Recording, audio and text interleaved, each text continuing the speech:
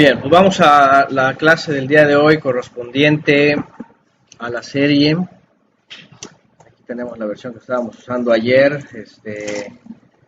Vamos a Sefer Yohanan, al libro de Juan, o bueno, al menos que lleva la autoría de él, en el capítulo 11. Básicamente vamos viendo capítulo por capítulo, tratando de recordar las palabras de Yeshua, tratando de ir analizando lo que él enseña y sobre todo también el enfoque que él da de la Torá para nosotros, la esperanza, la promesa, el conocimiento del Todopoderoso. Ayer hablábamos también de eso. Finalmente sabemos que es un medio para poder llegar al Padre, para conocer al Padre, ¿no? Entonces, capítulo 11 de Sefer Yohanan. Y hoy vamos a ver una historia también muy conocida, por supuesto, que ha levantado algunas controversias, algunos debates, algunos cuestionamientos, porque se habla aquí del famoso Lázaro, ¿no? Eliezer hebreo, traducido, en las Biblias latinas aparece como Lázaro, Lazarus. Y este hombre es mencionado aquí como alguien que Yeshua amaba, especialmente amaba.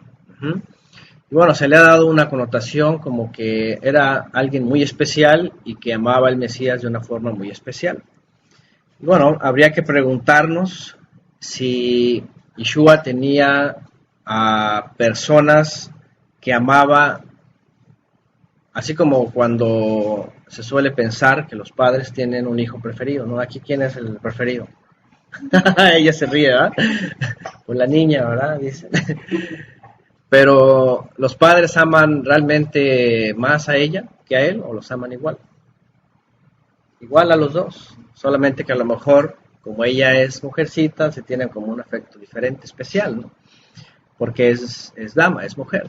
Pero realmente, si los padres ven en su corazón, realmente aman a los dos de la misma forma, porque les proveen de lo mismo, les dan de lo mismo, ¿verdad? No tienen, por ejemplo, al niño por allá viviendo fuera, ¿no? En otro lugar o en otras condiciones, sino en el mismo lugar, en las mismas condiciones. ¿Ok? Entonces, a lo que vamos es de que la pregunta sería, ¿será que Yeshua amaba a algún discípulo más que a todos los demás? ¿O ama a alguien más que a todos nosotros? ¿Verdad? Porque la escritura habla de un discípulo que él amaba, dice.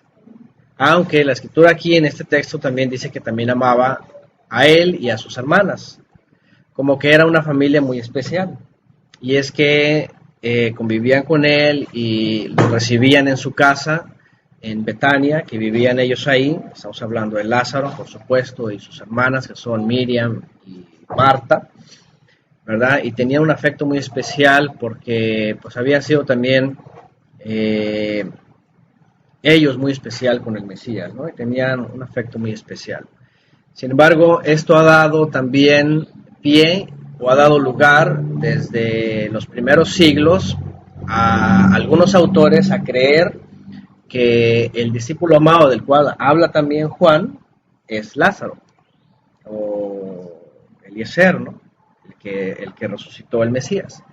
Y que también se ha dado lugar incluso a decir que el evangelio que conocemos como Juan en realidad no es de Juan, sino que es de Lázaro. Y bueno, se ha suscitado una serie ahí de comentarios, y esto obviamente por algunos comentaristas tardíos ya del siglo IV o V, que empiezan a preguntar quién era ese famoso discípulo amado, ¿no? Bueno, la escritura no titubea en esto, realmente al final del evangelio, el autor, y aunque también el mismo evangelio tiene algunas expresiones un poco sospechosas en el sentido, y es que la mayoría dice que el autor, y que se ha atribuido a Juan, aunque algunos creen que no fue Juan, ¿verdad? Por el sentido de que en el primer siglo colocaron los nombres más bien para darles autoridad a los escritos, y no tanto porque los habían escrito ellos, pero aquí se identifica a sí mismo como el discípulo amado. ¿verdad? Aquí se identifica a sí mismo como el discípulo amado. Y el texto incluso dice que era aquel que recostó su cabeza en el Mesías cuando estaban en la famosa cena de Pesaj, la última cena de Pesaj. Y según los evangelios sinópticos, en la cena de Pesaj no estaba más que Yeshua con los 12, ¿cierto? Jamás dice que estaba Lázaro, por ejemplo, ¿no? Entonces, hay más evidencias bíblicas que dicen que más bien se refiere a uno de los 12 que a alguien fuera de los 12, ¿no? En este caso, la hipótesis, yo podría llamarla así, de que era Lázaro el discípulo amado. Ajá. Entonces, lo menciono pues porque si no se han enterado, en algún momento se van a enterar, ya sea en las redes sociales o en los documentos que andan por aquí y por allá. Y se los digo anticipadamente, como muchas cosas de pronto se las digo anticipadamente, porque luego me llegan personas a preguntar, hermano, ya sabía que esto y que lo otro, así como si fuera, ¿cómo se dice? El hilo negro que acaban de descubrir, ¿no? A veces hablamos de tantas cosas en temas grabados anteriormente y que ya han sido tratados como debates siglos antes, ¿no? Por muchos estudiosos, ¿no? Entonces no es algo nuevo, pero sí es algo, y ustedes investigan, se van a dar cuenta incluso que hay más propuestas. Por ejemplo, otros dicen que pudo haber sido Pedro, el discípulo más amado, otros que Jacob, otros dicen que el discípulo amado o más amado era nada más y nada menos que Miriam de Magdala. Entonces hay varias propuestas en realidad, ¿no? No es nada más que digan, ay, ¿qué tal si era Lázaro, ¿no? O Eliezer. Pero el punto pues es de aquí se le menciona como alguien que Yeshua amaba. Pero a lo que voy es de que no quiere decir eso necesariamente que sea aquel que se menciona como que el discípulo amado. Y bueno, hay otras alusiones, por ejemplo, en los evangelios, en el libro de los Hechos, que hacen alusión pues a que Juan o Yohanan era aquel que incluso al final de Juan también Pedro se le acerca y le habla respecto a ese discípulo, que incluso Yeshua dice que si él quiere, dice, puede quedar hasta el fin, ¿no? ¿Se acuerdan ese versículo, verdad? En donde un grupo dentro del cristianismo creyó que no iba a morir nunca, que iba a quedar, incluso hay una secta dentro del cristianismo, gnóstico de los siglos segundo y tercero, que creían que Juan no había muerto y que pasaba de siglo en siglo oculto entre los discípulos. Ajá. Y que hasta la fecha vive, ¿no? Así como si fuera una especie de inmortal, ¿no? Pero bueno, obviamente también, como les decía, los textos extra bíblicos que no entraron dentro del canon, se solían meter ese tipo de fábulas, ¿no? Pero Yeshua no se estaba refiriendo a eso. Algunos creen que se refería que era el discípulo que iba a llegar hasta el fin del tiempo de todos los discípulos, es decir, y según la tradición, la historia, en el primer siglo, es el discípulo que vivió más, ¿no? O que vivió más que todos los demás y que quedó, según algunos creen, hasta el año 95, llegó su muerte. Cuando el resto de los discípulos murieron anticipadamente, perseguidos, colgados en los maderos, lanzados de los muros, etcétera, etcétera. Entonces, bueno, eso respecto al famoso Lázaro, ¿no? Que en el capítulo 11 se menciona. Y vamos directamente entonces al capítulo 11 y vamos a ver también las palabras de Yeshua que menciona aquí respecto a el propósito de él, de Lázaro. Ahora también vamos a entrar en un tema también que ha sido controversial sobre Lázaro, ¿verdad? Ahorita lo vamos a ver. Dice Juan 11:1, cierto varón llamado Lázaro o Eliezer de la aldea de Betania,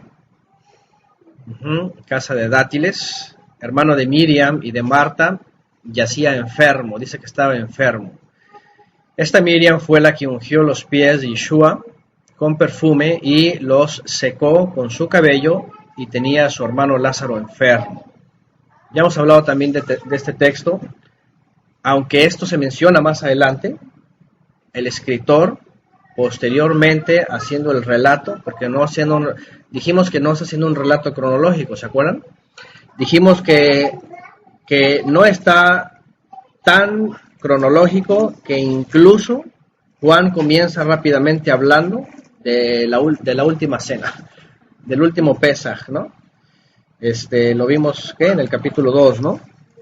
Que rápidamente Juan comienza y empieza a hablar del último Pesaj en la famosa entrada triunfal, y es decir, no lleva un orden, por supuesto, o fue recopilado de forma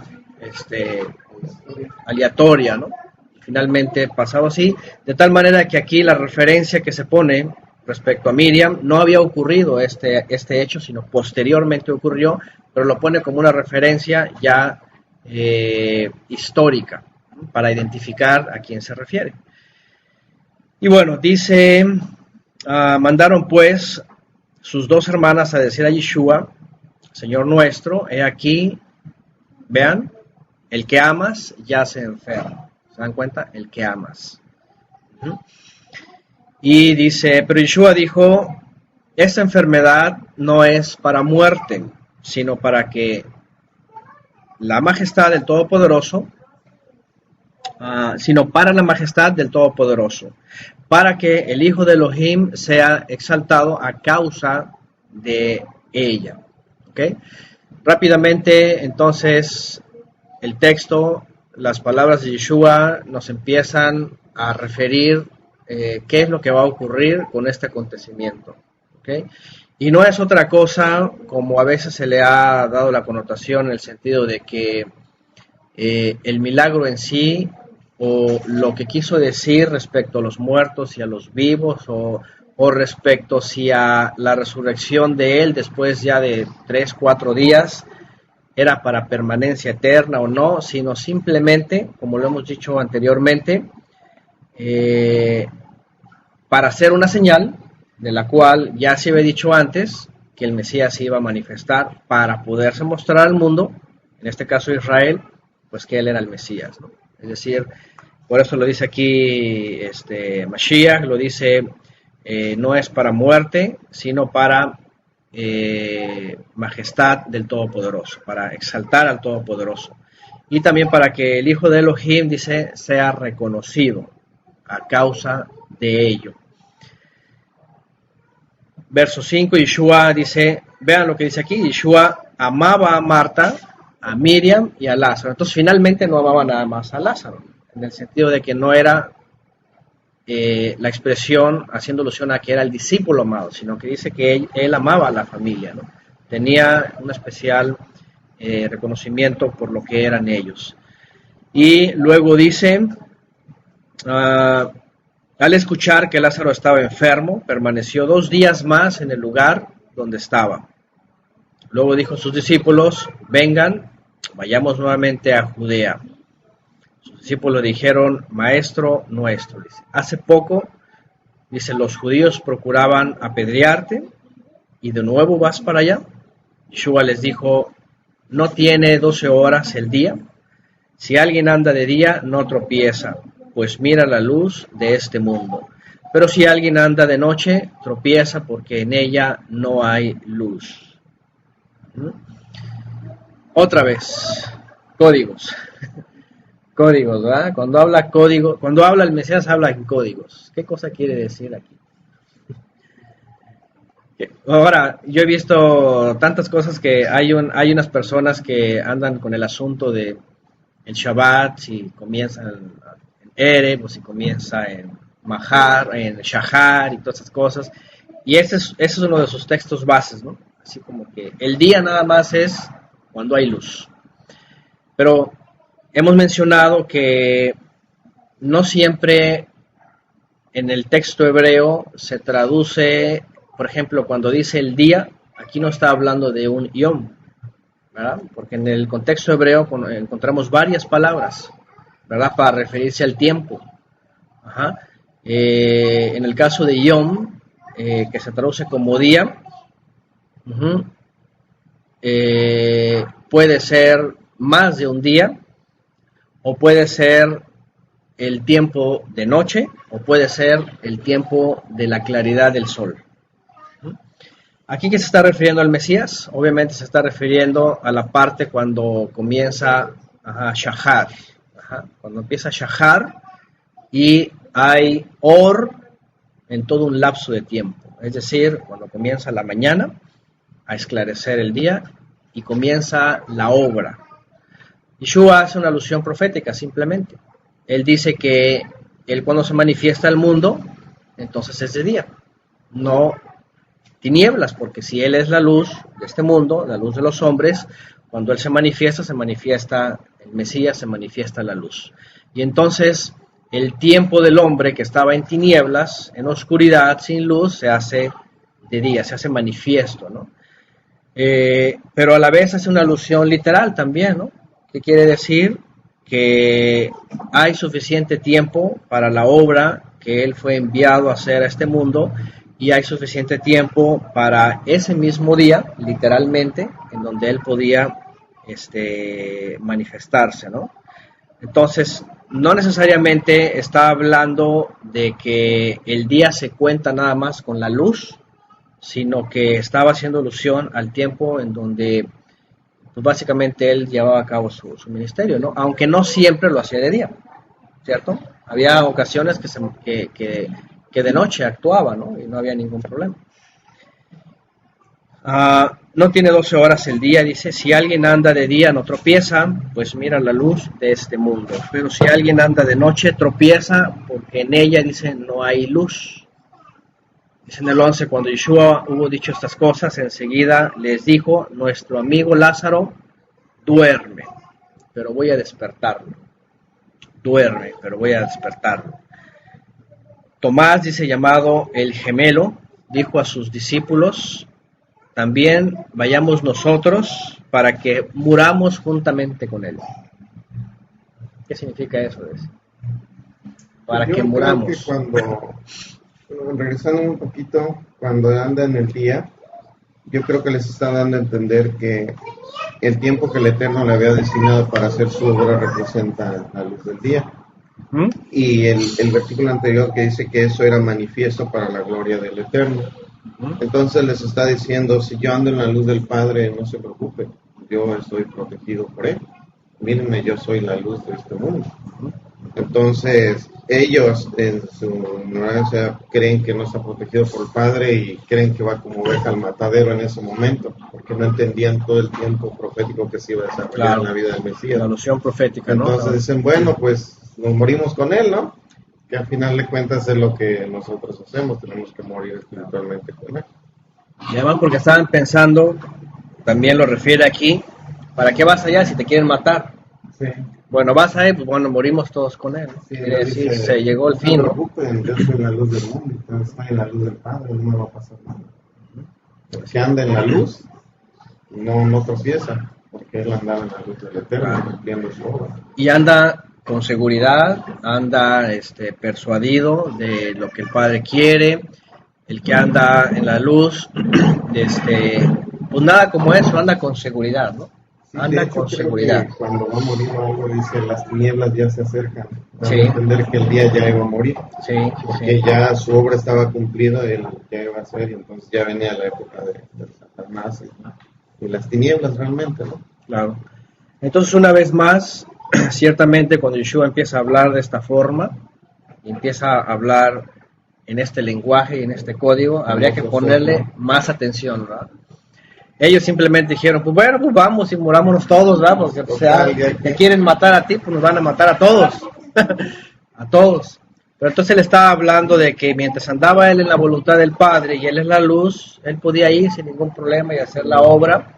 ¿Para qué? Para que el Eterno fuera exaltado y el Mesías fuera reconocido otra vez, como los profetas decían, que tenía que manifestar esas obras para ser reconocido por los hombres, ¿no? Y bueno, ya habíamos hablado de señales como cuáles: hacer ver a los ciegos, hacer oír a los sordos, hacer caminar a los que estaban paralíticos, sanar a enfermos, echar fuera demonios, liberarlos, hasta llegar a este punto, ¿verdad?, de resucitar muertos. Esta era la señal que finalmente iba a causar más impacto. De hecho, no se sabe tanto de Lázaro después de esto. No se sabe tanto de Lázaro. porque se cree, incluso se dice en la escritura, que una vez que él fue resucitado y se incorporó, los líderes religiosos querían matarlo. ¿Por qué? Porque lo que se dedicó a hacer él es dar testimonio de cómo había sido reincorporado a la vida después de estar muerto. Entonces, la tradición dice que él tuvo que huir, tanto que hay 3 posturas a dónde se fue, pero nadie sabe dónde se fue realmente. La mayoría cree que se fue a Chipre y fue allá un lugar como de escondite y ahí fue como un líder, ¿no? Como un dirigente de la congregación en Chipre. Eso es lo que la mayoría cree, ¿no? Porque dentro de Jerusalén no podía permanecer en Judea porque después de este acontecimiento lo querían matar. Tiene que huir según lo que se sabe, ¿no?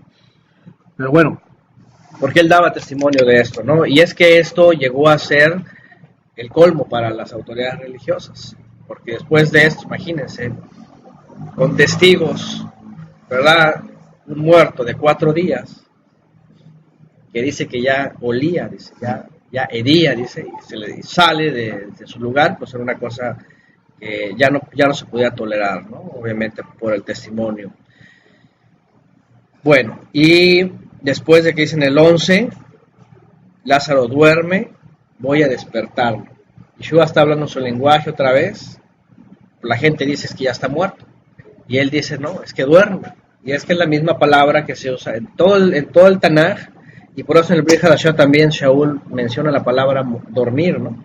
Los que duermen, o sea, no están muertos. Yeshua mismo dijo, Elohim no puede ser Elohim de muertos, sino de vivos, por eso dice Elohim de Abraham, Isaac y Jacob. ¿Cómo hacemos eso de los cristianos que dicen que el que muere en santidad se va al cielo? Entonces ya andaba en el cielo allá bailando feliz y lo regresaron, ¿no? Aparte, ¿no? Cualquiera puede decir, no, pues, ¿para qué lo vuelves a traer acá si ya estaba en el paraíso, ¿no? Otra de las cosas que se mencionan en los dogmas, ¿no? Que el muerto, pues mientras estaba en el Señor, dice, pues, se va al cielo, ¿no? Pero no, duerme, y aquí hablamos de eso que se conoce como el Sheol, ¿no? Un lugar de espera, en donde se espera finalmente el día de la resurrección final, ¿no? Bueno, dice, entonces le dijeron sus discípulos, verso 12, si duerme, se va a recuperar. Pero Yeshua decía esto para referirse a la muerte de Lázaro, y ellos pensaban que les hablaba del dormir en la cama. Ahí está, otra vez.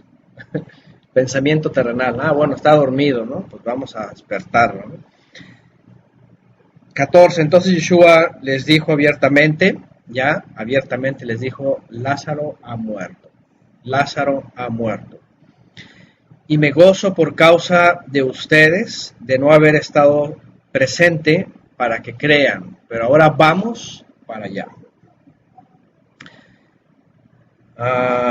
Tomás, llamado el gemelo, dijo a sus discípulos, también vayamos nosotros para que muramos juntamente con él. Ahí nos habíamos quedado. Llegó pues Yeshua a Betania, entró y encontró que ya hacía 4 días que Lázaro estaba en el sepulcro. 4 días. Qué interesante, ¿no? 4 días. Pero tradicionalmente se creía que el tercer día todavía había esperanza. De hecho, saben, la ciencia médica y también la tradición, y hasta el día de hoy, suele haber personas que llegan a morir, ¿verdad? Pasan 2-3 días y se levantan. Lo que se conoce como no una muerte médica, ¿no? Necesariamente, ¿no? Entonces, ha habido este tipo de hecho, recientemente ha habido gente así que suele despertar después de que se le da oficialmente el diagnóstico de haber muerto, ¿no? Dice por acá, catatonia se llama esto. Estado catatónico. Hay un actor mexicano, ¿no? Que se le cuenta su historia, ¿no? Que después de exhumarlo se dieron cuenta que cuando lo sepultaron, despertó y encontraron el féretro ahí todo rasgado porque creyeron que no estaba muerto y finalmente, hoy día algunas, aquí al menos en México es obligatorio velar al muerto, por lo menos un día, ¿no? Para asegurarse de que ya de plano no se va a levantar.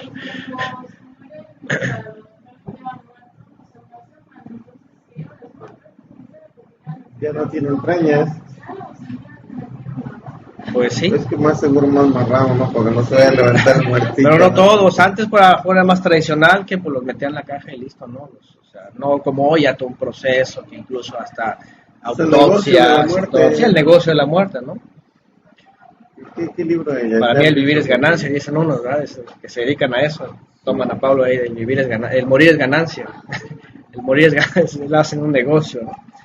Entonces, a lo que voy pues es de que tradicionalmente incluso llegaban a creer, ¿verdad?, que el tercer día era el máximo, y en base a una tradición muy antigua, incluso hablando incluso de la resurrección del Mesías. Y por supuesto también encerraban muchas otras cosas dentro de la cultura y dentro de los mandamientos respecto a esto. Ya al cuarto día ya ni se podían acercar a una tumba, ¿no?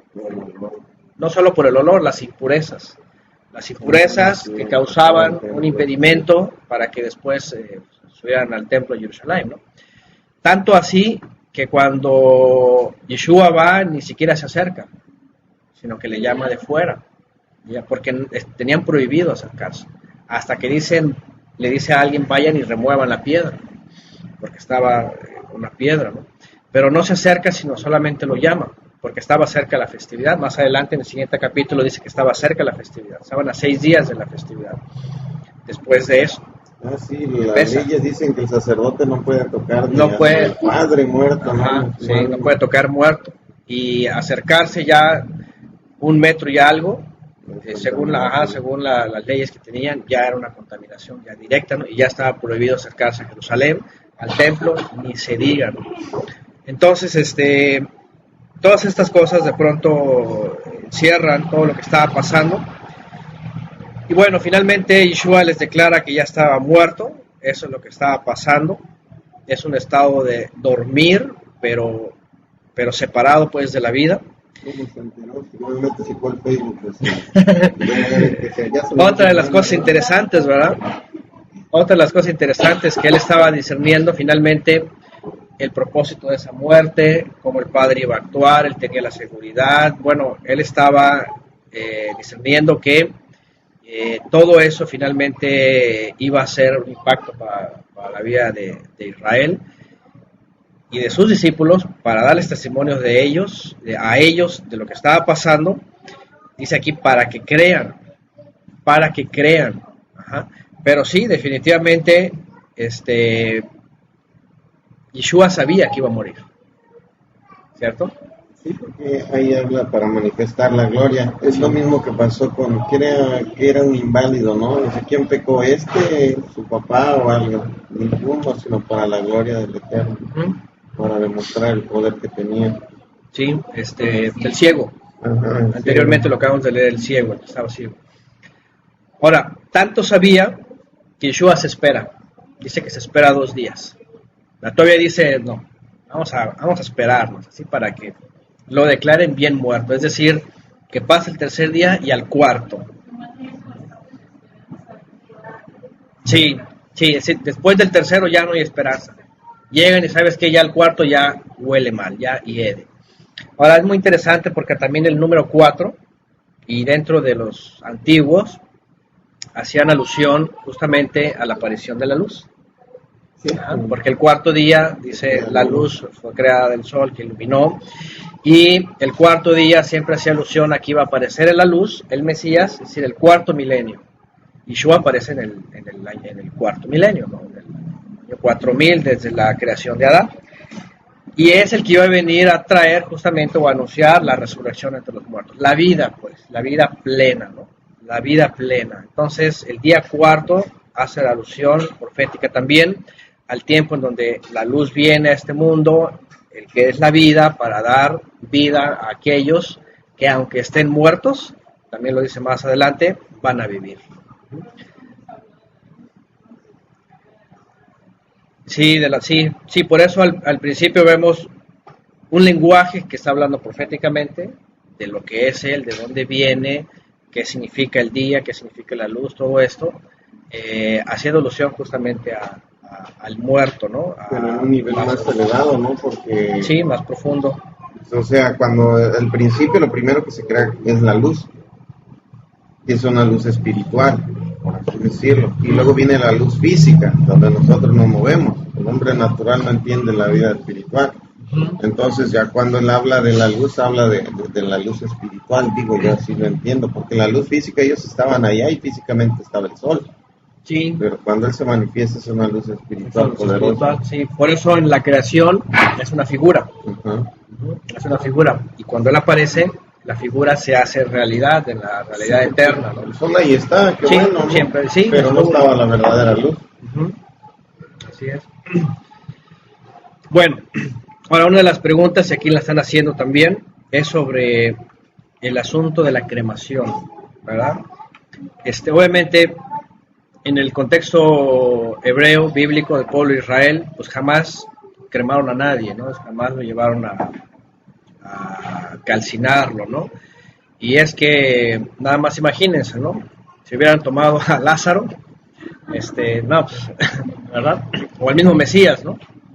Si lo hubieran llevado a la cremación, pues, ¿qué significa eso? Entonces, obviamente, por esperanza de la resurrección desde la época de Abraham, entonces, la sepultura, pues, siempre fue lo bíblico, ¿no? Actualmente, por el asunto del negocio, ¿verdad? Y los dineros, y hoy día los sistemas y todo esto, pues casi obligan a la gente, pues, a la cremación. ¿Cuál es el libro de Yashar, el de, ¿no? Que llega una persona en Egipto que era muy pobre, ¿no? Y empieza a cobrarle a los muertos, ¿no? Y se hace millonario, ¿no? ¿Ah, sí? Sí, algo así, no sé si es de Yashar, no me acuerdo, ¿eh? No lo tengo bien presente. Se hizo millonario con el negocio de la muerte. Así es, y hasta el día de hoy, ¿no? Hasta el día de hoy. Ahora, siempre esas preguntas, por supuesto, salen en estos temas, aunque hay muchas cosas detrás del asunto también de tanto la sepultura como la cremación, porque no se puede confiar ni una ni otra, ni una de otra. El sistema, aquel que quiere ser sepultado, finalmente ya sabemos que esos lugares vuelven a ser como reciclados, ¿no? Al final de cuentas, después de algunos años, sacan los restos y los dejan habilitados para otros. De tal manera que esos restos, pues finalmente no van a donde deben de ir, ¿no? Finalmente los creman o no sé qué hacen, ¿no?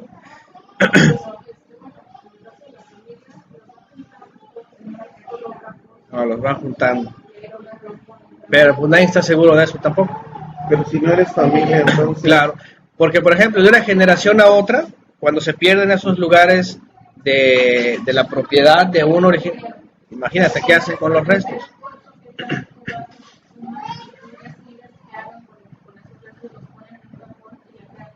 Sí. Pero ¿qué pasa, por ejemplo, la siguiente generación? Los hijos y los nietos, si no llevan el control y todo eso, por ejemplo, hay muchos que los pierden. O cuando ya deciden cremarlos, o no pagan y se los quitan, ¿no? Imagínense, pagar algo, o si no van, o aunque yo lo pagaron y no van a cuidarlo y no van a mantenerlo, también se los quitan.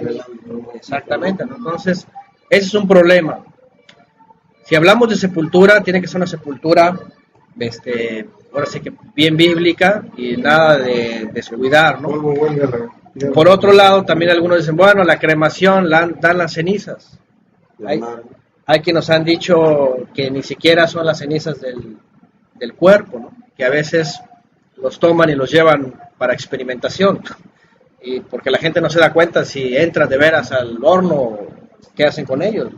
Entonces, hoy día el sistema ya es un problema, ¿no?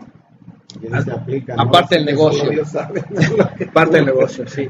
Entonces, lo que vemos aquí finalmente es de que lo que pueda estar en nuestra posibilidad, hacerlo, siempre y cuando sea bíblico.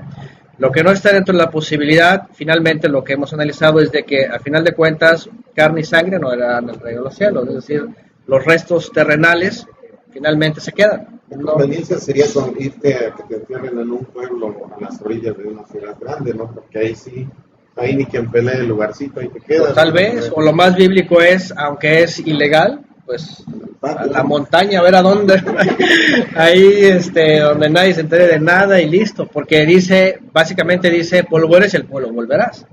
Porque también se lo mete en una caja, no regresa al polvo, simplemente, Sí. ¿verdad? Se pudre, se hacen gusanos y luego se seca y ahí siguen los restos. Entonces, lo más bíblico sería ahí, a ver, en algún lugar en la Tierra. montaña, a ver en dónde, en la tierra, directamente y órale. Ajá, pero obviamente pues eso es ilegal, ¿no? Porque pues ahí ya no hay procedimiento ante el Estado y todo. Las películas de los vaqueros, ¿no? Donde se morían, nada más le hacían piedras alrededor. Ah, sí, es la más bíblica. O sea, No, ni siquiera. las películas de los vaqueros. Dice por aquí en el jardín, ¿no? O si tienen un jardín muy grande, pues ahí seleccionan el área. En fin, es un tema obviamente que tiene muchos puntos y que obviamente por al final de cuentas, finalmente la esperanza que tenemos es de que es nuestra alma la que espera ser revestida de un cuerpo nuevo y no este cuerpo ser reincorporado, como dice la tradición judía. Por cierto, vamos a hablar de eso también por el asunto de Lázaro, porque la pregunta es aquí, ¿qué pasó con él? ¿Fue revivido para vivir eternamente? ¿Fue revivido para volver a morir? ¿Fue revivido para ser transformado? ¿Recibió un cuerpo glorificado? ¿O qué cosa pasó con él? ¿Verdad? Vamos a ver las posibilidades. Bueno, vamos a seguir leyendo. Y dice, en el 17, entonces ya tenía 4 días, ya vimos la connotación profética también. Verso 18, Betania estaba cercana a Jerusalén, separada de ella como unos 3 kilómetros, dice esta versión, ya traduce de los estadios a kilómetros. Y gran número de judíos, dice, había ido a estar con Marta y Miriam para consolarlas a causa de su hermano. Al oír Marta que Yeshua había venido, salió a su encuentro, pero Miriam se quedó en casa. Entonces Marta dijo a Yeshua, mi Señor, si hubieras estado aquí, no hubiera muerto mi hermano. Luego a reclamar. Viene la queja, ¿verdad? Si hubieras estado aquí, Marta la afanada, pues tenía que ser la afanada y turbada, ¿verdad? Marta. Bueno, ella tenía una esperanza seguramente. Miriam dijo, no, pues ya no hay esperanza.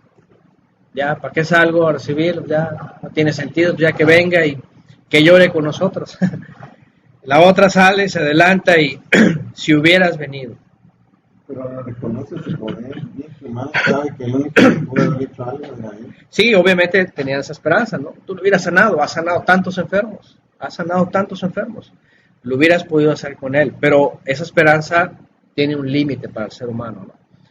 Porque incluso hasta el día de hoy dicen, todo tiene solución, dicen, menos la muerte, ¿verdad? Hay un dicho así que se recita, ¿no? Todo tiene solución, menos la muerte.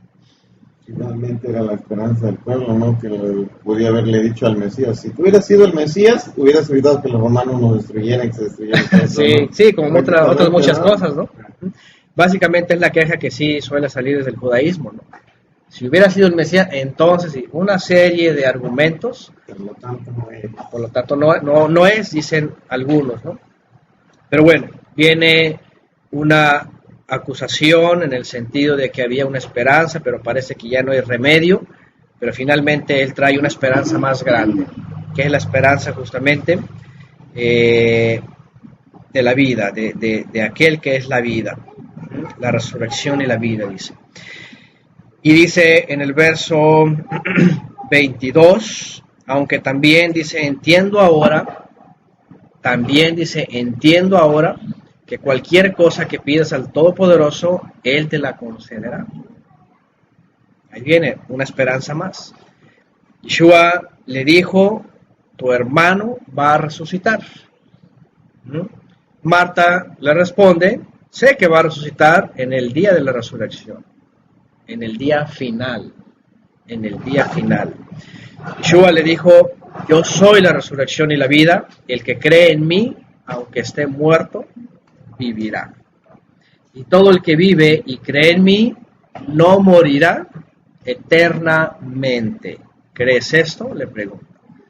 Todo el que cree en mí, no morirá eternamente. Aquí hay dos tipos de muerte que menciona el Mesías, ¿no? Y por otro lado, 2 tipos de vida, que ya en Apocalipsis se entienden mucho mejor, y Pablo llega a hablar de ellas también, ¿no? Pero en Apocalipsis se entienden mucho mejor. Lo que se conoce como la primera muerte y la segunda muerte. Y la primera vida y la segunda vida. Es decir, esta vida que tenemos es una.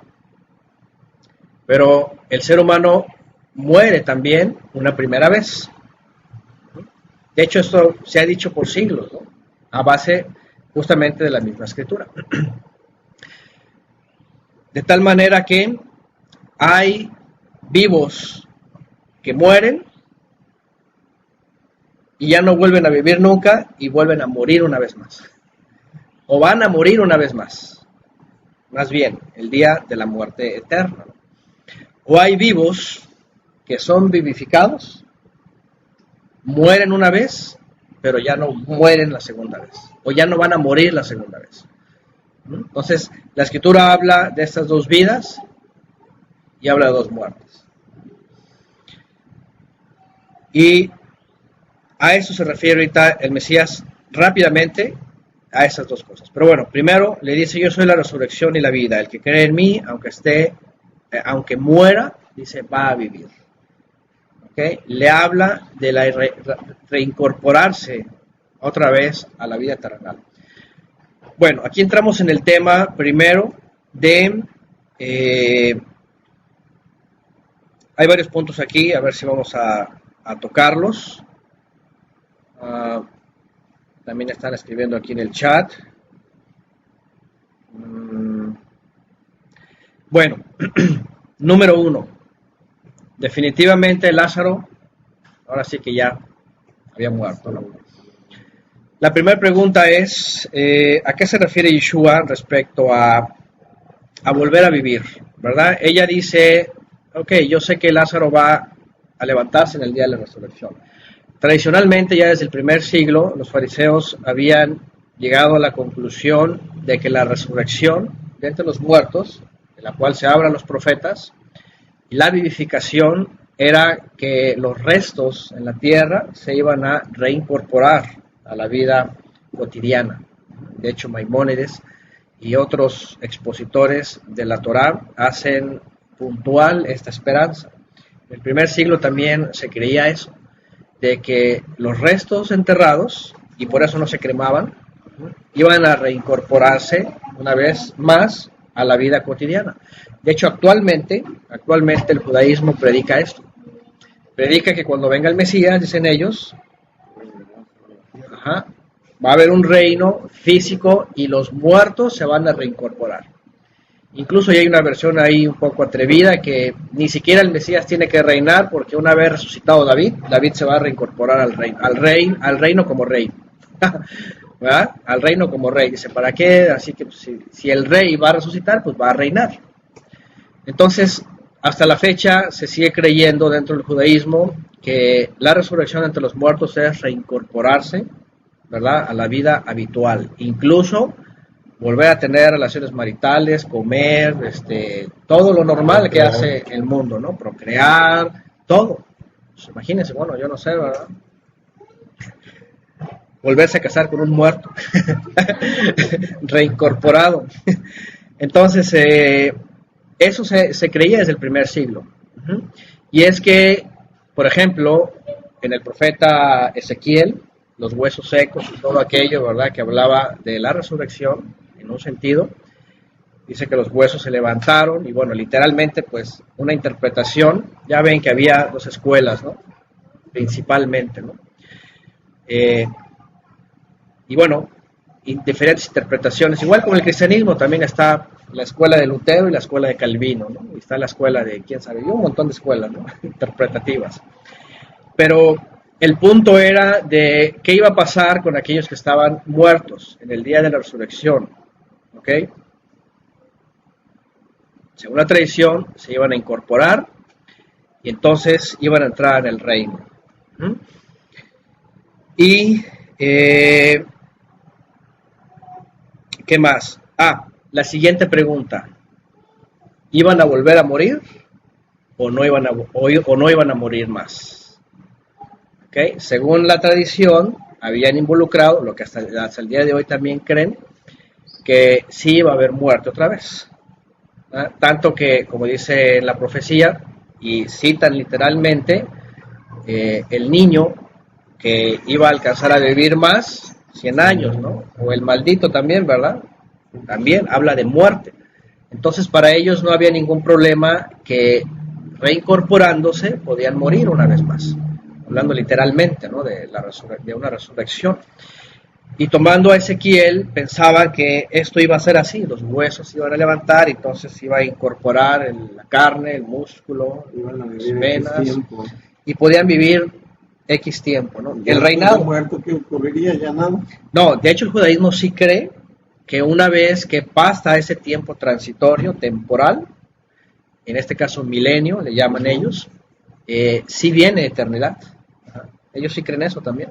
El punto más bien que divide en ese sentido es si ya vino el Mesías o no. Como para ellos no ha venido el Mesías, simplemente por la resurrección no ha ocurrido y va a ocurrir cuando venga, y entonces va a venir ese tiempo milenial, pero también ellos creen que va a llegar un tope del reino terrenal y entonces viene la eternidad.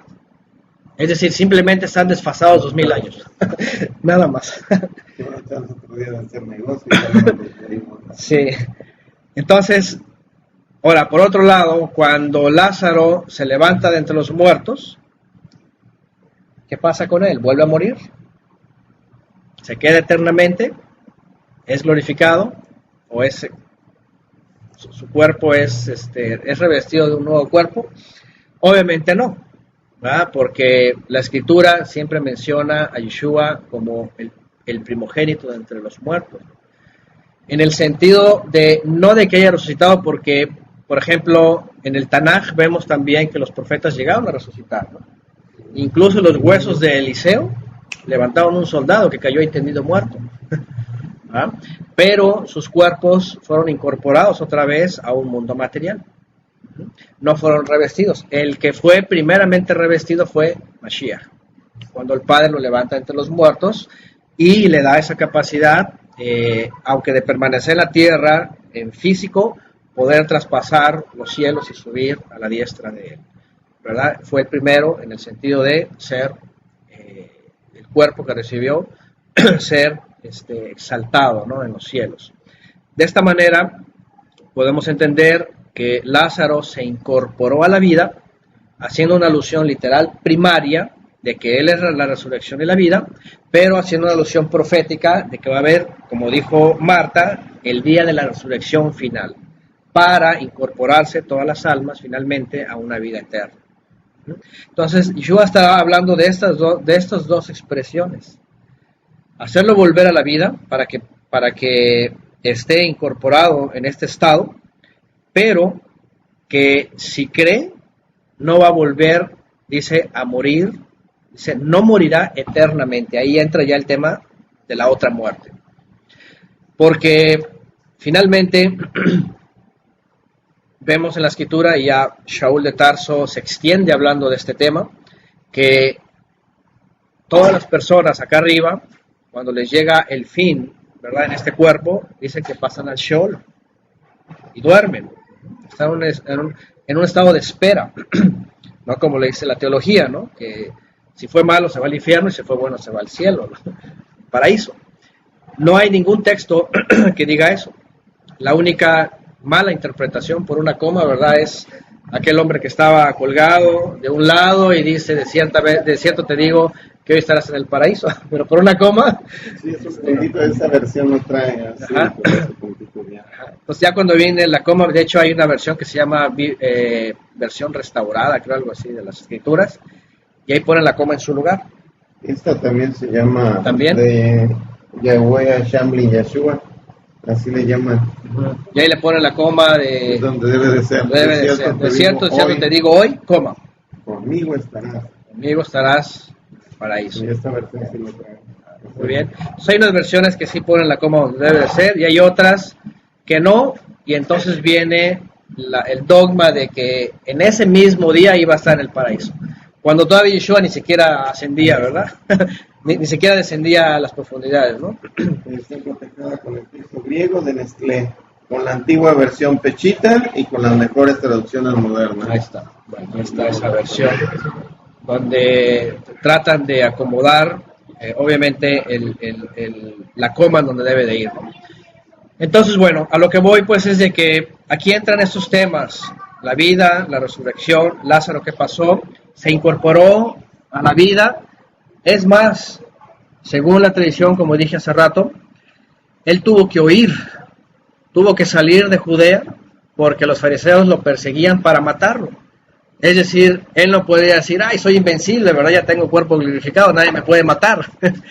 No, él también tuvo esa precaución y ese temor y dijo, vámonos. Ajá. Entonces, ¿cuánto tiempo vivió? No se sabe, simplemente se cree que se fue a Chipre. De hecho, ahí hay después el catolicismo puso una iglesia de San Lázaro y cosas de esas, la tradición también. Pero se incorporó a la vida, ajá, pero sin embargo, como todo creyente, como dice Shaul, todo aquel que muere en el Adón, ¿qué dice? Tiene esperanza de la vida eterna. ¿Okay? Tiene esperanza de la vida eterna. De tal manera que si a él le llegaron sus días en un momento de volver al Sheol, ajá, no por enfermedad, sino a lo mejor por anciano o por ser un mártir, tiene reservada la vida eterna. Igual lo persiguieron, a lo mejor allá donde estuvo, finalmente sí, lo persiguieron y lo mataron, ¿no? No sabemos, pero el asunto aquí es de que no fue, vamos, como se ve la traducción, glorificado o transformado, sino simplemente reincorporado a la vida. Por otro lado, también vemos que Shaul de Tarso, ya cuando entra en el tema de la primera resurrección o la resurrección de entre los muertos, porque ahorita vamos a citar también el texto de Mateo que hemos citado antes, en donde dice que después de que se levanta él entre los muertos, dice que muchos se levantan entre los muertos. Y suelen vincular esa resurrección con la de Lázaro. Y dicen, también esos se levantaron para volver a morir. La Escritura no dice eso, pero tampoco dice lo contrario. Aquellos que en Mateo 27, del 50 en adelante, dice que después de que Yeshua se levanta entre los muertos, y se levantan muchos, cuando los sepulcros se abren, dice, y se levantan y muchos los vieron, se queda en la especulación teológica, ¿okay? Porque la Escritura no dice ni una ni otra cosa. Sin embargo, si se hubieran quedado, creo que hubiera suficiente Escritura que dijeran, se quedaron a testificar, ¿no? O vivieron, o eran tales, o eran fulanos, o eran aquí, o algo, ¿no? Entonces, como que no hay un dato extenso en donde se hable de eso, tanto que cuando Pablo, por ejemplo, escribe a los tesalonicenses sobre dos discípulos que andaban ahí causando un relajo porque habían dicho que la resurrección ya se había efectuado, Pablo escribe y dice, no ha ocurrido, sino que va a ocurrir hasta que, y empiezan con los asuntos de la profecía y antes de que venga el Mesías, qué va a ocurrir y todo esto. ¿Por qué? Porque el dato había quedado casi exclusivo de que había habido una resurrección. Entonces Pablo decía, no ha ocurrido, pero ¿a qué se refería él? A la resurrección final. Porque cuando ya viene Apocalipsis, al final, entonces ya se habla de dos resurrecciones. Es que otra vez lo mismo, la luz natural, la luz espiritual, o sea, está hablando en temas muy elevados. Muy elevados, sí. De que no está hablando de... Él ya está hablando de cuestión superior, ya. Y fíjate que al final de cuentas eso no lo aclaran, se me hace a mí, por aquello de que bienaventurado el que sin ver va a creer. Porque al final de todo, esa es la esencia, ¿no? Puede ser. Crees en tu resurrección futura. Sí. Porque si no es como si te dicen cuándo vas a morir, bueno, pues hago todo el relajo que quiera y un día antes me purifico y ya. Sí. Entonces es lo mismo, no. Si tú quieres creer, es así. Sí. Eso se hizo, se manifestó el Mesías con esos milagros porque era necesario certificar que él era el autorizado por el Creador. Claro. Pero si quieres es perfecto. Así es, sí. Yo creo que esa connotación le veo. Sí, yo creo que sí, y se reservó esa parte, ¿no? Se reservó para que aquel que creyera lo creyera con emuná, ¿no? Con certeza, fidelidad y tuviera esperanza. Entonces, a partir de ahí entra el tema en cuestión, la resurrección. ¿Qué es la resurrección? Por un lado, cuando Yeshua recibe a los saduceos y le hablan, a ver, Un hombre tiene una esposa y muere. Después viene el hermano y así dice, ¿cuántos son? 7. La pregunta es, en el día de la resurrección, ¿qué onda? ¿Con quién? ¿Verdad? ¿Con quién? Entonces ya Yeshua les da, ahora, ellos por incrédulos, ellos ya no creían en resurrección, simplemente decían, no, muerto el individuo, se acabó todo. Pero lo cuestionan porque pensaban ellos que creían como los fariseos. Porque ahí había, hasta en la época de Pablo, él sabía que había una confrontación. Y cuando se encontraba con esos dos grupos, les daba, ¿verdad?, por el lado a unos y se los ganaba y para que se librara de los otros, ¿no?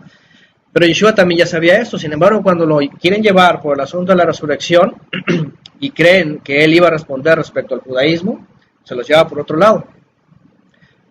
De tal manera que, por un lado, les hace vigente la resurrección al hecho de decir, es Elohim de Abraham, Isaac y Jacob, pero por otro lado les dice, lo que dicen los fariseos, lo dicen por ignorantes, ¿verdad?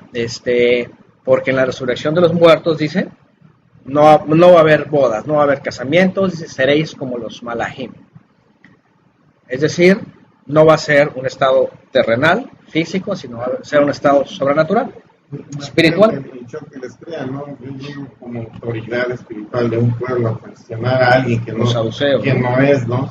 Y salgo con la cola entre las patas, sí, todo aparte. Humillado, ¿no? Porque yo imagino que estoy diciéndole, todavía no has aprendido.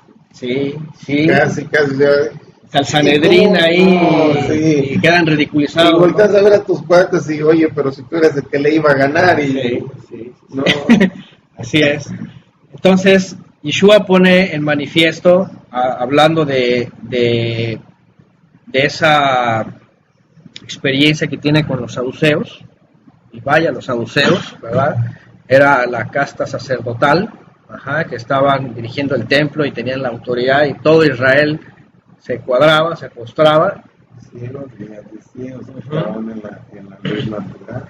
Sí, no estaban en la luz, estaban más bien en las tinieblas del hombre, ¿no? O en los brillitos del hombre que creen que es luz, ¿no? Entonces, a lo que voy es de que ya Yeshua aquí establece algo. Es decir, la resurrección básicamente Él viene a revelarla cómo va a ser, porque hasta entonces nadie había dado una verdad sobre la resurrección entre los muertos. Era como la pregunta de oro, ¿no? Con esto lo traen al Dan y la ha contestado hasta ahorita, ¿no? Exactamente. Es una de las formas en donde decían, con esto lo vamos a agarrar. Porque alguien tiene, algo tiene que decir. Si se van a incorporar, a ver, dime con quién se va a casar de los 7 que tuvo. Sí. Entonces, bueno, Yeshua responde de forma magistral una vez más, ¿no? Cuando habla de resurrección, entonces ya pone lo que finalmente el Padre tiene ya en su sola potestad, ¿no? Y aquí ya habla entonces de que cuando vamos a ver a Lázaro, él se reincorpora a la vida terrenal, pero en realidad lo que Marta le está diciendo, yo sé que va a resucitar en el día final, porque hay 2 resurrecciones, la Escritura solamente habla de 2, entonces Yeshua ya reserva la última, o la segunda, o la final, como el momento ya de, como se conoce literalmente, de la glorificación del cuerpo, o más bien del alma, ¿no? En un nuevo cuerpo, ¿no? De esta manera, entonces, viendo muchos más textos, sabemos que no se puede vincular la resurrección de Lázaro, corpórea, a la vida cotidiana, con aquellos que se levantaron después que Yeshua resucitó entre los muertos. Que ya lo entendimos bien en la festividad de las primicias, y lo vamos a completar en Shavuot.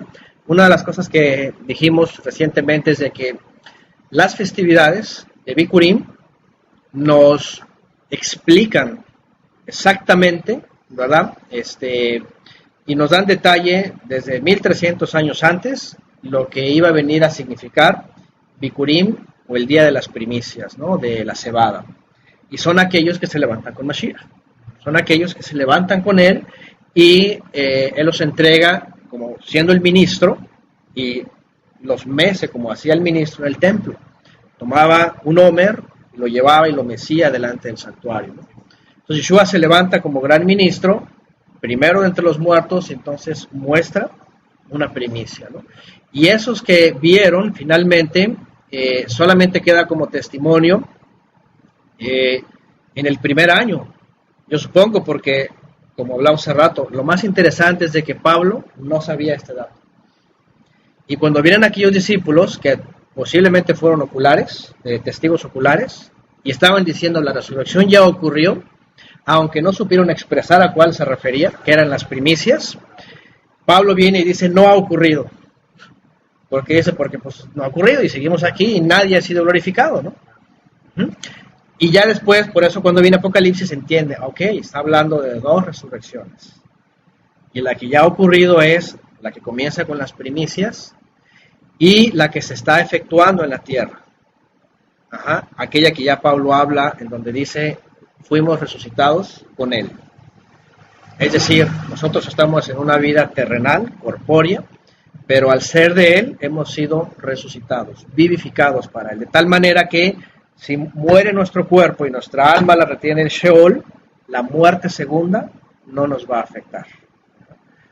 No nos va a afectar. Aquí es donde entendemos que el que es vivificado en el Mesías y permanece fiel hasta que va a reposar, a descansar, el día que el Mesías venga, le va a dar vida eterna, ¿no? O ya tiene reservada la vida eterna.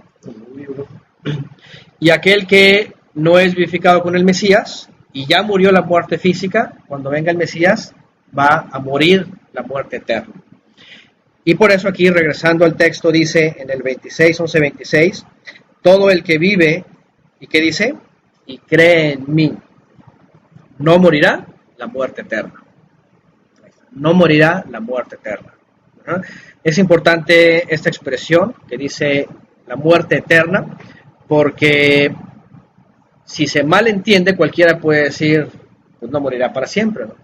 Pero todo creyente, como lo vemos del primer siglo, sufre la muerte temporal, la muerte del Sheol, ¿no? Y el que cree en mí en su consabido contexto. Por supuesto, ¿no? También la vida de santidad, porque yo creo en el Mesías, ya la hice, ¿no? Sí, es otro punto también que hemos hablado, que lamentablemente creer en él desde la teología lo han traducido como que le preguntas a cualquier persona, oye, ¿tú crees en Jesús? Sí, pues ya, eres salvo. Empieza con la boca para salvar. Sí, confiésalo y ya eternamente, ¿no? Y salvo siempre salvo. Por supuesto que eso ya es un problema de la teología y especialmente del calvinismo, pero efectivamente cuando Yeshua dice el que cree en mí, no nada más desde que yo creo en un Jesús, ¿no? O en un Cristo, ¿no? Sino más bien creerle a él y seguirle a él, escuchar sus palabras y finalmente hacer lo que él dijo, ¿no? Que finalmente es la voluntad del Eterno. Bueno, le pregunta entonces a Marta, ¿crees esto? Verso 27, y ella dijo, sí, mi Señor, yo creo que tú eres el Mesías, el ungido, el Hijo del Todopoderoso, que vendría al mundo. Y cuando dijo estas cosas fue y llamó en privado a su hermana Miriam y le dijo, maestro, dice, nuestro maestro ha llegado y te llama. Al escuchar Miriam esto se levantó apresuradamente y fue hacia él, pero Yeshua todavía no llegaba a la aldea, sino que permanecía en el mismo lugar en el que Marta lo había encontrado. Los judíos que permanecían con ella en casa, consolándola, viendo que Miriam se había levantado apresuradamente y había salido, fueron detrás de ella, pues pensaban que iba al sepulcro a llorar. Cuando Miriam llegó a donde Yeshua estaba y lo vio, se postró a sus pies y le dijo, mi Señor, otra vez, si hubieras estado aquí, no hubiera muerto mi hermano. Aquí viene Miriam también, a decirle lo mismo. Al ver a Yeshua llorando, y a los judíos que estaban con ella también llorando, dice, se conmovió profundamente. ¿Qué les parece? Se conmovió profundamente. En su interior. ¿Dónde estoy? En el verso 30 y ¿qué? 33. Ahí está, profundamente conmovido en su ruaj y estremecida su alma, dice aquí. Vean las expresiones que se usan para denotar, ¿verdad?, sentimientos pues, humanos, ¿no? Humanos, qué interesante, porque si él sabía que estaba muerto, y él sabía que podía llegar con la autorización del Padre y decir Lázaro sal, y iba a salir vivo, lo interesante es de que es contagiado por el dolor que tienen las hermanas y tienen los amigos de Lázaro, conmovidos, llorando. A tal grado, ¿verdad? A tal grado que también Yeshua llora. En el texto aparecen estas dos palabras, ¿no? Lo que se le conoce como el versículo más cortito de la Biblia, ¿no? Las lágrimas corrieron. En el texto original dice que las lágrimas cayeron. Lo traducen como entonces Yeshua lloró. Porque en el 34 dice, dijo él, ¿dónde lo colocaron? Le dijeron, ven y ven. Y entonces él llora, ¿no? Y bueno, siempre el cuestionamiento es este, ¿verdad? ¿Por qué él llora? ¿Por qué él llora? ¿Por qué él es contagiado por los mismos sentimientos que rodean a todos ellos, ¿no? Él pudo haber llegado muy sereno, ¿no? Y decir, se les acabó la esperanza, ¿verdad? Pobrecitos, ¿no? Así como que... Pues es que igual estaba puesta las mismas tentaciones que nosotros, ¿no? Estaba experimentando, así es, los mismos aspectos terrenales, ¿no? Como ser humano, ¿no? Dolor, sufrimiento, sobre todo se suele decir el efecto que el pecado causa, ¿no? En separarnos de los nuestros y ahora sí que como dice el dicho popular, todo tiene solución menos la muerte. Entonces cuando llegan a ese estado, de hecho, no sé quién le ha tocado, pero hay personas, y bueno, algunos creen que las personas que lloran más cuando un familiar se les va, es porque no tuvieron, ¿cómo se dice? La convivencia, la reconciliación, ¿verdad? El perdón, todo eso. Y llega el momento en donde ya no se puede hacer más y se desbaratan, ¿verdad? Y lloran. Era lo que yo creía que sucedía con el contexto que hablábamos hace rato de Jesús, que dice, y lo amaba mucho. Yo creo que ama a todos, pero con quien convivía más, con que tiene unos momentos así de que lo disfruta realmente. Entonces la gente que ve eso dice, es que lo ama mucho. Claro que los ama igual, pero como permanecen más tiempo unidos, claro, eso humanamente nosotros lo entendemos como lo amaba, en su favorito, por así decirlo, cuando en realidad ama a todos, ¿no? Ama a todos, sí. Entonces aquí la escritura nos muestra, como dicen por aquí, sí, no solamente, no necesariamente un cargo de culpa, dicen aquí, un cargo de culpa. Mucha gente se lamenta y llora porque dice, pude haber hecho algo más, ¿no? O antes de que se fuera, ¿no? Sí, y el otro que vivió con él, lo disfrutó, estuvieron juntos, bueno, ya en vida ya lo disfruté, ya se fue, pues ya. Sí. Está tranquilo, ¿no? Porque lo que dices de cargo de conciencia. Así es, sí. Pero por otro lado, sí las escrituras vemos siempre un lamento por los seres queridos también, ¿verdad? Es decir, no es cargo de culpa o de conciencia, ¿no? Realmente, ¿se acuerdan? Desde que muere Abraham, dice que sus hijos, ¿cómo se llama? Le hacen luto. Cuando muere Jacob, dice que hasta todo Egipto le hace luto, y los hijos de Israel a 70 días lo lloran. Entonces vemos en la escritura que realmente el contexto de la separación, ¿verdad?, de aquel ser querido, impacta, por supuesto, en la vida de él. ¿Qué pasaría si llegáramos a pensar por aquello que dice, de tal manera amó Dios al mundo que ha dado a su Hijo unigénito? En realidad el Mesías puede estar llorando por el amor que el Padre tiene por esos humanos, y está llorando de gozo, de ver de que también los está amando, les está dando su poder, la libertad de decidir para seguir con él. Sí, puede ser también. Existe esa posibilidad, ¿no? Que se haya, porque dice esto es para gloria del Eterno. Claro. Y el Mesías, al ver la gloria del Eterno que se está manifestando, puede estar llorando de gozo. Puede ser, Podría ser, digo. Sí, pues digo, aunque aquí parece que es más bien dolor, contagiado con los demás, ¿no? Con el dolor de los que están llorando, ¿no?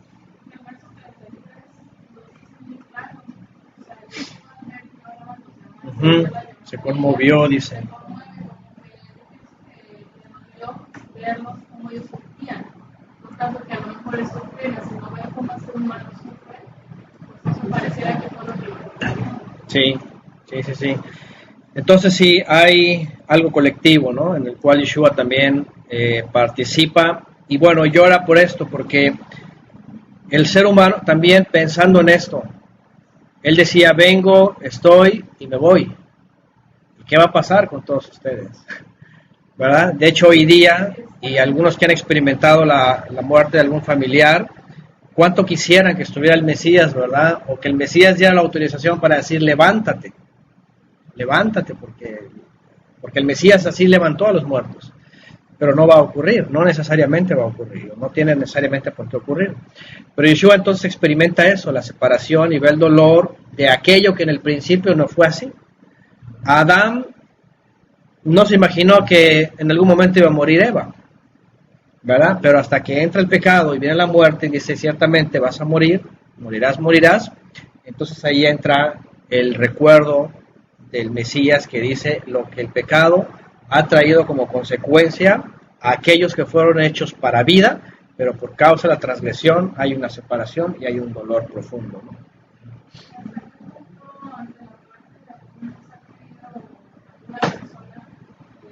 Sabe cuando está dentro de la voluntad del Eterno el orar porque esa persona resucitase. O es algo que el Eterno revela en el momento, ora por el niño o la... No sabemos, sí, es algo que él revela en ese momento, ¿no? Porque digo, cualquiera ante un familiar, pues, quisiera uno Sí, orar, quisiera uno orar y uno se siente impotente, ¿no? Y me falta fe y quisiera orar como los apóstoles, ¿no? O como Pablo que se fue encima sobre aquel hombre y resucitó, ¿no? Que lo daban por muerto, que cayó, ¿se acuerdan que cayó en las escaleras? O lo que hizo Elías, ¿no? O Eliseo, ¿no? Cosas así como que, ¿cuál es la fórmula correcta en el momento, ¿no? A Moisés le dice, no ores por ellos, ya están perdidos, ¿no? Es el otro lado, ¿no? También, cuando ya no hay solución, cuando dice, no, ya no. Ni le busques. Porque por otro lado, en efecto, también, y hemos hablado de este tema, actualmente, y especialmente desde la medicina, se llega a caer, posiblemente en el error, pienso yo, de la persona que ya por la edad y por las circunstancias en las que están, que ya de plano tiene que despedirse, pues les meten, sí, que oxígeno, que no sé qué, para mantenerlo más, y están más sufriendo todos y la persona, digo, tampoco estamos hablando de eutanasia, ¿no? Pero si el Eterno ha puesto un límite, no tiene el hombre por qué intervenir para hacerlo más y más y más y más. Porque hemos visto casos en donde, por ejemplo, un rey, ¿verdad?, Israel, que se le da un límite, pide años más, se le da y viene un caso triste con su hijo, ¿no? Entonces, ¿hasta cuándo el hombre puede pedir que el Eterno prolongue más la vida y hasta cuándo tiene que decir, bueno, si es la voluntad del Creador ahí, hasta ahí? Porque si no, entonces podemos caer en el error de no prevenir lo que el Padre sí sabe que va a ocurrir en un futuro si se le prolonga la vida a alguien más, ¿no? Entonces, bueno, hay esos temas, ¿no? Por supuesto, ¿no? Como en el Getsemaní, ¿no? Cuando eligió a ver que va a morir, se puede, pasa esta cosa, pero hágase tu voluntad. O Pedro, que llega a decir, no te pase eso, Señor mío, y le dice, cállate, Satanás, Entonces, así como que estás cachetadón, casi, así que no te involucres en la voluntad del Padre, ¿no? Los planes del Padre. Era necesario, tenía que ser. Entonces, cosas de estas, ¿no? Finalmente, aquí el propósito, pues, entonces es que sea reconocido el Creador, que se manifieste también la autoridad que se le ha dado al Hijo, de hacer la resurrección, de la vida, de anunciar también que hay una muerte eterna, en la cual el que cree en el Mashiach, y ya también hablamos de que creer no más de que, si yo creo, sino más bien creerle a Él, tenga la esperanza de que un día, cuando se acabe el tiempo humano, venga la vida eterna, ¿no? La eternidad, para todo el que cree. Y bueno, vamos a regresar, y entonces dice...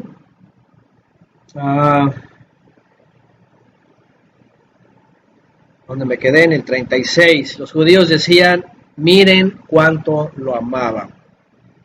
37, pero algunos de ellos dijeron, ahí vienen las excusas, ¿no? Otra vez, que abrió los ojos a aquel ciego, ¿no podía haber evitado también que muriera Lázaro? Entonces Yeshua, conmovido profundamente en su interior, fue al sepulcro, y el sepulcro era una cueva, la cual tenía colocada una piedra a la entrada. Yeshua dijo, retiren esa piedra, pero Marta, hermana del que había muerto, le dijo, mi Señor ya hiede, pues hace 4 días que murió. Yeshua le dijo, ¿no te dije que si crees verás la majestad del Todopoderoso?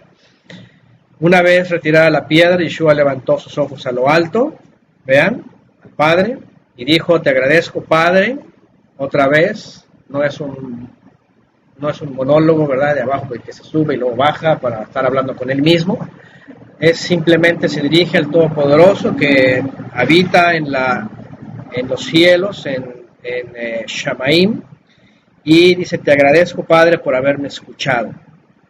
Yo sé que siempre me escuchas, pero te digo estas cosas a causa de esta multitud que está aquí, para que crean que tú me has enviado. Y otra vez. Efectivamente, la condición, pero también le dan gracias a Dios. Sí, sí, agradece que ha sido escuchado, que obviamente la solución está en Él, ¿verdad? Que el Padre lo ha enviado, ha sido enviado con este propósito, y además para dar testimonio, finalmente va a completar su obra de testimonio, pues haciendo este milagro, ¿no? Dice que después de que dijo eso, gritó con voz fuerte, ven fuera. No sé cómo dicen sus versiones. ¿Ah? Lázaro, sal fuera. Pero igual gritó con fuerte voz. ¿Ok? Y dice en el 44, y el que había estado muerto salió con sus manos y sus pies atados con vendas y su rostro envuelto con un sudario. Yeshua le dijo, desátenlo y déjenlo ir. Ahí está. A gran voz, tiene que llamar con fuerte voz, ¿verdad? Porque no se trataba de alguien que estaba postrado en una roca, sino alguien que había sido llevado al Sheol, y entonces el Mashiach lo tiene que sacar de ahí para que se incorpore a su cuerpo. Dice en el 45, al ver lo que Yeshua había hecho, muchos de los judíos que habían venido con Miriam, ¿qué dice? Creyeron en él. Bueno, ya era obvio, ¿no? O sea, ya de plano así como que espera 4 días y lo saca de ahí y lo vuelve a la vida, pues ya obvio, ¿no? Sin embargo, dice en el 46, pero algunos de ellos fueron a los fariseos y les contaron todo lo que había hecho el Mesías. Entonces se reunieron los principales ministros y los perushim y decían, ¿qué vamos a hacer? Porque este hombre realiza muchas señales, hasta ellos mismos lo dicen, ¿verdad? Este hombre realiza muchas señales. ¿Qué es lo que vamos a hacer? En vez de que digan, oye, este hombre hace muchas señales, este es el Mesías que estábamos esperando. Ese del cual habría hablado Moisés, ese del cual hablan los profetas. Ya sabemos que había ahí una confabulación de plano ya de gente que no estaba en los intereses del Creador, sino en sus propios intereses, con Roma y su prestigio y su business, sus negocios y sus intereses, etc. Y lo que querían es deshacerse de Mashiach. Dice en el 48, si lo dejamos va a continuar así. Todos van a creer en él. ¿Y qué dice? Vean su preocupación. Y los romanos van a venir y nos van a quitar nuestra posición. Ahí está. Y nuestro pueblo. Bueno, por supuesto que desde principio a fin las autoridades dejaron ver que tenían otros intereses y que cualquier alboroto, obviamente desde Roma, podía causarles grandes conflictos a ellos, ser destituidos, y pues su temor era ese, ¿no? Que ya no se realizaran, pues como lo habían venido haciendo desde el famoso Herodes el Grande, ¿no? Confabulados ahí con Roma, teniendo una oportunidad, pero no viendo los propósitos del Eterno. Y entonces aquí viene una intervención interesante que hemos mencionado antes, ¿no? Respecto al ministro, dice, ¿dónde estamos? Verso 49. Dice, pero uno de ellos, llamado Caifás, que en ese año era el Cohen Hagadol, el gran ministro, o el sumo sacerdote, les dijo: ustedes no entienden nada, como si él entendiera todo, ¿no? Como si él estuviera entendido de toda la profecía y, ¿verdad? Estoy en luz, Ajá, yo que estoy en la revelación, así, ¿verdad? en la bendición. En la unción. Les dice: ustedes no entienden nada. Dice: ni consideran que mejor nos conviene que un hombre muera por la nación y no que toda la nación sea destruida. Y bueno, Pero ayer mencionabas lo de Goy Kadosh, ¿no? De que se considera nación. nación, Me llamó la atención que hace ratito dijiste que cuando perdieran todo dice pueblo, ¿no? Si te regresas sí. tantito dice pueblo, pero esta versión dice: y vendrán los romanos y quitarán de nuestro lugar y la nación. Y aquí donde estás leyendo dice la nación, y ayer comentabas que sí son considerados Goy, la nación. Goy. Ve cómo lo modificaron aquí Pueblo. al pueblo. Sí, no sé en el griego qué palabras hayan, si usan dos diferentes en el 48 y en el 40 y ¿qué? Y en el 50, no sé si usan palabras diferentes. Porque esta versión, los dos, tiene nación y nación. Sí.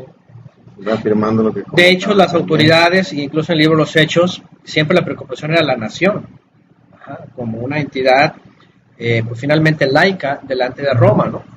Porque ya a esas alturas, y bueno, finalmente el nacionalismo, ¿verdad? Que era una especie de sionismo también en aquella época, su interés era geográfico, era político, económico finalmente, era su modus vivendus, su sustento, y no era la primera vez que se sentían amenazados. La historia y los mismos judíos dicen que ya había habido brotes de algunos que se manifestaban como el Mesías, y entonces veían un peligro inminente, ¿no?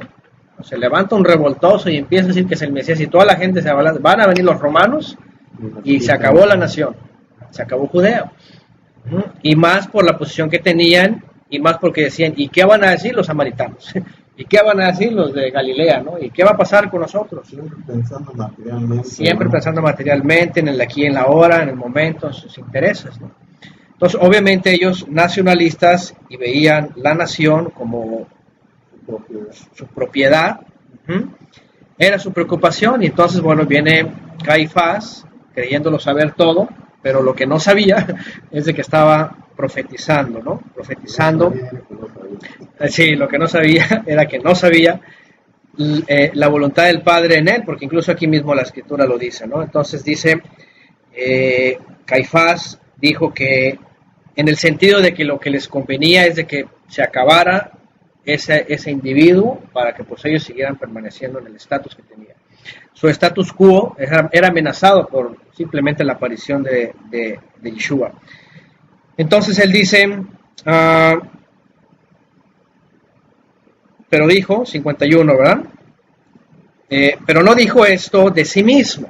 Ahí está, dice, aquí viene ya el autor. No dijo esto de sí mismo, sino que siendo el Cohen Hadol, en ese momento profetizó que Yeshua iba a morir por la nación. Otra vez ahí está la palabra, ¿verdad? Por la nación. Goy Kadosh. Y no solamente por la nación, sino también para, ¿qué dice? Congregar en uno a los hijos de Elohim que estaban en la diáspora. Este es uno de los textos que yo he utilizado, que aquí dice finalmente que el propósito del Padre en el Mesías, como lo dice Shaul, era congregar a todos, incluso los que estaban en la diáspora, a través del Mesías, en un nuevo Israel, en un solo Israel. De tal manera que aquella versión que hasta el día de hoy se sigue manteniendo, que las dos casas, y que están dispersos, y que están separados, y que son dos pueblos, y que todo eso, pues tiene este versículo en su contra, totalmente en su contra, porque una vez que el Mesías cumple la obra, la nación, que es los que llegan a creer, no solamente en Judea, sino fuera de Judea y en toda la diáspora, vengan a ser una sola nación. Y aquí viene finalmente a lo que estudiamos ayer, que el Eterno quería que fuera Goy Kadosh, ¿verdad? Una nación santa. Cuando viene Pedro y dice, vosotros sois una nación santa, una nación de ministros del rey, pueblo santo, dice, o gente santa, de hecho sí dice en la versión, gente santa, nación santa, pueblo adquirido por Elohim para que anunciéis la luz, ¿verdad? Y bueno, Caifás dice que el que presumía que lo sabía todo, no sabía finalmente lo que estaba haciendo. Aquí es donde hemos hablado también que no porque alguien haya dicho algo, ¿verdad? Necesariamente, digo porque me han preguntado algunas personas sobre, tal persona fulana de tal lugar me profetizó algo, ¿no? Y ocurrió en mi vida. ¿Era profeta verdadero o no era profeta verdadero? ¿Verdad? Y aquí vemos algunos ejemplos como este, ¿no? No necesariamente porque haya emitido una profecía quiere decir que sea profeta, sino el Eterno puede usar hasta la persona menos indicada para decir una profecía, pero eso no quiere decir que sea un profeta, ni tampoco quiere decir que esté redimido, ¿no? ¿Cierto? Sí, Sino que creo que es del Deuteronomio donde lo menciona, ¿no? Te voy a mandar falsos profetas que te también, van a hacer lo que... Finalmente, hablando ya humanísticamente, hasta el filósofo sabía más que él, porque aquel decía, yo solo sé que no sé nada, ¿no? Y él dice que sabe y no sabe. Sí. Entonces, aquí está alguien que tampoco se sabe, y al menos ni la tradición, ni el judaísmo, ni en ninguna parte dicen que después haya creído. De este no, de Nicodemo sí, y de quién más, de, ¿cómo se llama? Que fue maestro de Shaul, Gilel, no, ¿cómo se llama? Gilel, no, Gamaliel. Algunos sospechan que Gamaliel sí llegó a creer, por aquello de que dijo, dejémoslos, si es del Eterno, no nos estaremos viendo, confrontando con el Eterno, ¿no? Y le dijo a sus súbditos, déjenlos. Pero en el caso de Caifás no se dice algo más, es decir, por esta referencia simplemente vemos que él profetizó sin querer y no entendía realmente lo que estaba pasando, y que seguramente no llegó a creer como otros que sí aparecen después en el futuro como creyentes, ¿no? Y luego dice entonces que no lo dijo por sí mismo, estaba profetizando porque era Cohen Hagadol. Y bueno, a lo que voy una vez más al punto, que lo hizo el Eterno profetizar para que se quedara como un testimonio de la voluntad del Padre, que finalmente lo que ellos pensaban que era quitarse a Yeshua de la escena para no perder su posición dentro del Imperio Romano, era más bien el medio que el Eterno iba a usar para entregar a Mashiach como una ofrenda y para redimir a la nación de Israel, ¿no? Al pueblo de Israel. Ahora, he escuchado a algunos comentaristas que cuando se hace este uso de nación, y aquí entramos otra vez, no porque sea nacionalista, ni porque en el primer siglo los que llegaron a creer y fueron considerados como Goy Kadosh, nación santa, no significa que estaban metidos en el nacionalismo, porque en realidad los creyentes en Yeshua lo que menos les interesaba era la política en Jerusalén, tanto que en el año 66 abandonaron Jerusalén y se fueron por el asunto justamente de la amenaza romana.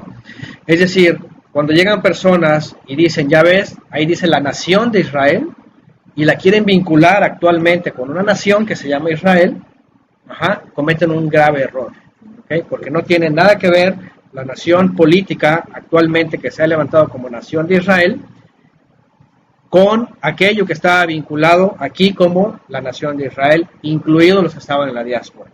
Eran los celotes, ¿no? Los que andaban del otro lado. Bueno, esos sí eran, ahora sí que ultraderechistas, ¿no? Podríamos decirlo, ¿no? Es ultraderechista, totalmente, ¿no?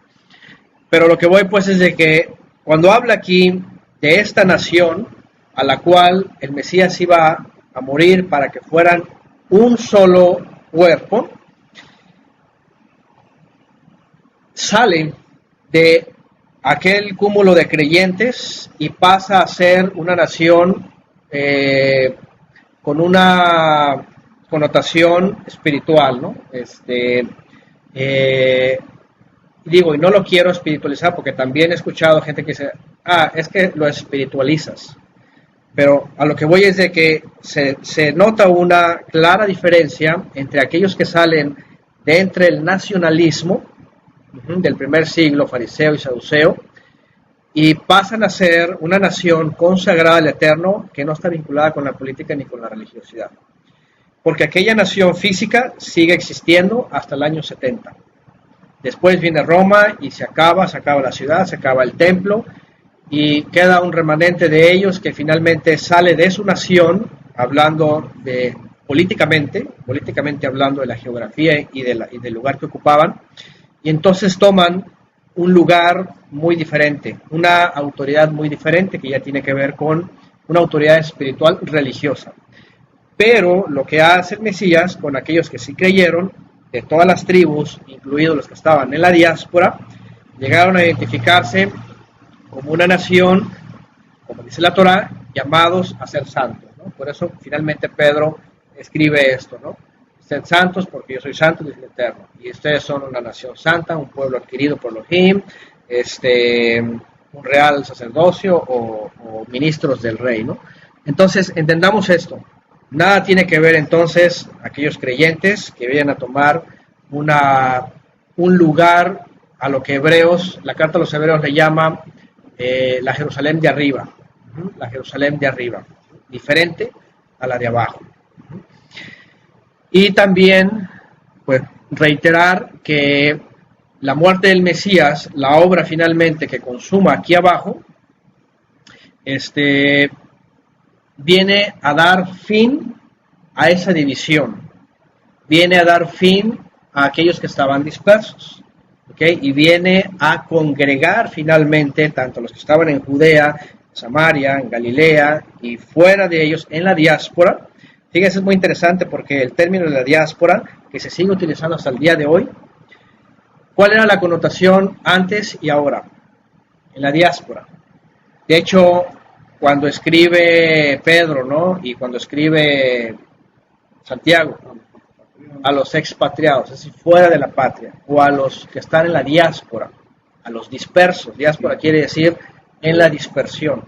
Sabían dónde estaban, pero estaban fuera del lugar, habían perdido su patria. Pero cuando va el mensaje de Yeshua, el Mesías ha venido, vuelvan al Padre y se incorporaban al mensaje de Mashiach, entonces, aunque estaban dispersos, venían a ser una sola nación. Goy Kadosh, una nación santa. De esta manera, el mensaje de hoy día, por supuesto, que habla en torno a esta dispersión de la que hablan hoy día, no tienen nada que ver absolutamente con la Escritura, porque ya Mashiach ya hizo la obra para que todos aquellos que estaban dispersos fueran uno solo. Y a ellos nos añadimos nosotros, posteriormente cuando viene en el año 50 el famoso concilio de Jerusalén y determinan que también el Eterno estaba incluyendo a gente que nunca fue de ese rebaño para incluirnos también en ese mismo rebaño. Sí, otra vez ahí. Uh-huh. Sí, la promesa hecha a Abraham y todas las familias de la tierra. En la historia y lo vuelve a confirmar otra vez en la historia del Creador y así. Sí, y estos 2000 años por eso se les llama también así, ¿no? La edad de las naciones, ¿no? Bueno, finalmente vamos a lo último. Dice en el verso 53, desde aquel día conspiraban para darle muerte. A causa de esto, Yeshua ya no andaba públicamente entre los judíos, dentro de Judea, pues, sino que se marchó de allí a un lugar cercano al desierto, a una ciudad amurallada llamada Efraín, donde permaneció con sus discípulos. Se suele hacer también aquí una señalización, ¿verdad? Interesante, porque sale de Judea y se va a Efraín, ¿verdad? Como diciendo, dentro de Judea, el liderazgo y todos aquellos que, como dice también la Escritura, vino para ser recibido de ellos y ellos no le recibieron. Entonces él se ocupa ahí de la diáspora que estaba identificado desde tiempos históricos con Efraín, ¿verdad? Efraín, el Israel que estaba disperso. Sale de Judea y se va a un lugar llamado Efraín, que hace una alusión, fíjense, y no está hablando de 2000 años después, está hablando de aquella época, que se iba a ocupar de Efraín, de aquellos que estaban dispersos, ¿no? Justo lo acaba de decir Caifás, que iba a ser de los que estaban dispersos un solo cuerpo, en un sentido pues alegórico. Y dice que permaneció ahí con sus discípulos. Verso 55, y estaba próxima Pesaj, vean, aquí dice, estaba próximo a celebrarse Pesaj, y previo a la fiesta subieron muchos de las aldeas a Jerusalén para hacer tevilot, hacer la purificación. Entonces buscaban a Yeshua, y mientras estaban en el Bet, en la casa, en el templo, se preguntaban unos a otros, ¿qué les parece? ¿No vendrá a la fiesta? Y los principales ministros y los fariseos habían ordenado que si alguno sabía dónde estaba, lo informaran a ellos para prenderlo.